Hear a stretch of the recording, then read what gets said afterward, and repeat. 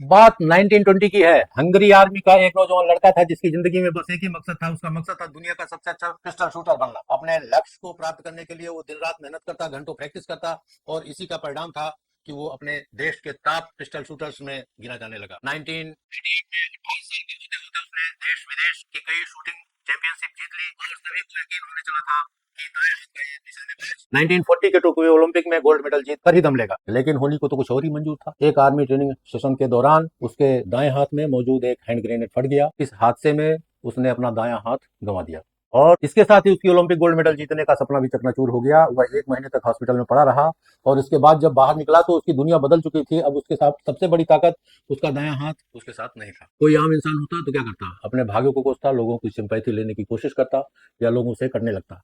मैं भी डिप्रेशन में चला जाता और अपने जिंदगी के मकसद को भूल जाता। लेकिन बचपन से दुनिया का सर्वश्रेष्ठ शूटर बनने का सपना देखने वाला वो लड़का तो किसी और ही मिट्टी का बना था। बाकी लोगों की तरह उसने ये नहीं सोचा कि उसने अपना वो हाथ खो दिया है जिसे दुनिया का सबसे अच्छा शूटिंग हैंड बनाने में उसने दिन रात एक कर दिए थे। बल्कि उसने सोचा कि मेरा एक हाथ बेकार हो गया तो क्या, अभी भी मेरे पास भगवान का दिया हुआ एक और हाथ है जो पूरी तरह से ठीक है, और अब मैं उसी हाथ से दुनिया का सबसे अच्छा शूटिंग हैंड बनाकर रहूंगा। और अपने इसी एटीट्यूड के साथ वो एक बार फिर शूटिंग प्रैक्टिस में जुट गया और असंभव को संभव बनाने की कोशिश करने लगा।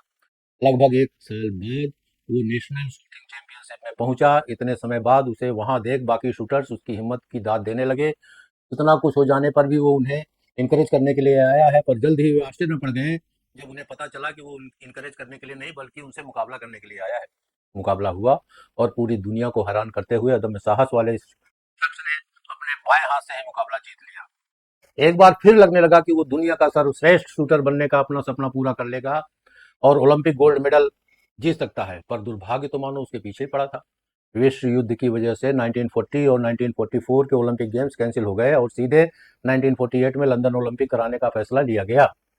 इस बीच कितने ही नए शूटर्स अपनी प्रतिभा का लोहा मनवाने के लिए खड़े हो गए। कहाँ अपने प्राइम डेज में उसे दाएं हाथ से मुकाबला करना था, और कहाँ इतने सालों बाद वह बाएं हाथ से विश्व स्तरीय मुकाबले में भाग लेना था। पर उसे इन बातों की फिक्र कहाँ थी। वो तो बस एक ही चीज जानता था, प्रैक्टिस, प्रैक्टिस और प्रैक्टिस। वो दिन रात अभ्यास करता रहा, और लंदन ओलंपिक में दुनिया के बेहतरीन शूटर्स के बीच मुकाबला करने उतरा। उसके साहस, उसकी हिम्मत और उसके धैर्य का आज इम्तहान था। उसने किसी को निराश नहीं किया।